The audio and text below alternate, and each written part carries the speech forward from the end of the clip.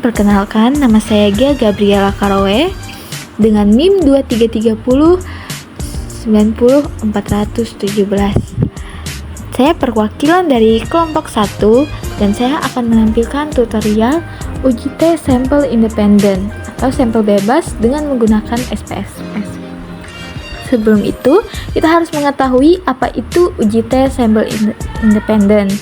Nah, uji tes sampel independen itu merupakan pengujian hipotesis yang dilakukan untuk menentukan apakah terdapat perbedaan yang signifikan secara statistik antara rata-rata dalam dua kelompok yang tidak berhubungan.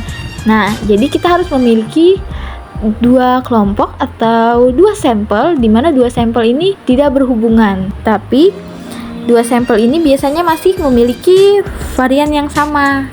Selanjutnya, kita akan mengetahui contoh pemanfaatan uji tes sampel independen.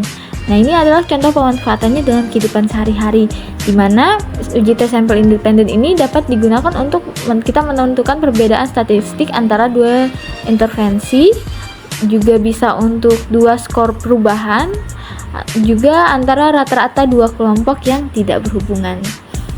Nah, ada syarat penggunaan uji tes sampel independen. Yang pertama, kedua sampel itu tidak boleh berpasangan, tidak boleh saling berpasangan. Yang kedua, jumlah data untuk masing-masing sampel itu harus kurang dari 30. Yang ketiga, jenis data yang digunakan adalah interval atau rasio. Yang terakhir, kedua sampel harus berdistribusi normal. Sekarang, masuk ke rumus uji tes sampel independen. Teman-teman bisa lihat ini untuk rumus uji T-nya dan untuk rumus standar deviasi gabungannya jika standar deviasi gabungannya masih belum diketahui.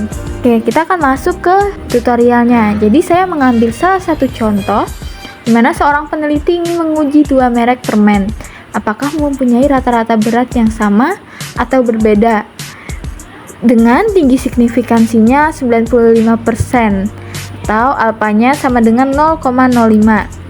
Dengan datanya ada diperlihatkan itu rata-rata berat dari permen A dengan permen B. Nah, dari soal ini kita bisa lihat kalau H0-nya itu berarti tidak ada perbedaan antara rata-rata kedua permen ini.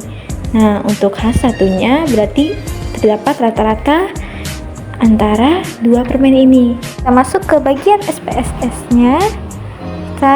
Untuk step pertama, kita bisa ke variabel view-nya terlebih dahulu. Nah, untuk variabel pertama, kita bisa isi permen dan variabel kedua yaitu berat. Nah, labelnya juga kita samakan.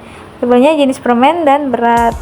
Lalu value-nya, untuk value kita bisa untuk value 1 itu dengan label permen A dan value 2 dengan label permen B, supaya nanti kita bisa melihat perbedaannya.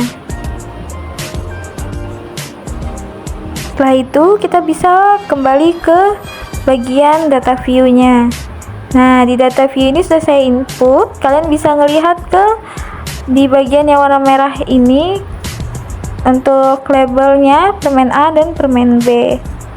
Nah, setelah itu kita pencet analyze-nya di compare mean untuk bagian independent sample t-test. Jadi kita bisa masukin untuk berat permennya di tes variabel dan jenis permennya di grouping variabel. Terus kita definisikan untuk grup 1 itu 1, di mana itu permen A, dan grup 2 itu 2 yaitu permen B. Kita oke kan? Kita bisa lihat yang kita fokuskan di sini adalah nilai signifikansinya. Nah, di sini nilai signifikansinya adalah 0,275. Bisa kita bandingkan dengan nilai alfa tadi. Nilai taraf signifikansinya adalah 0,05. Kalau kita bandingkan, berarti nilai signifikansinya lebih besar daripada nilai alfa. Nah, bisa kita tarik kesimpulan karena H0 diterima, berarti tidak ada perbedaan antara rata-rata permen A dan permen B.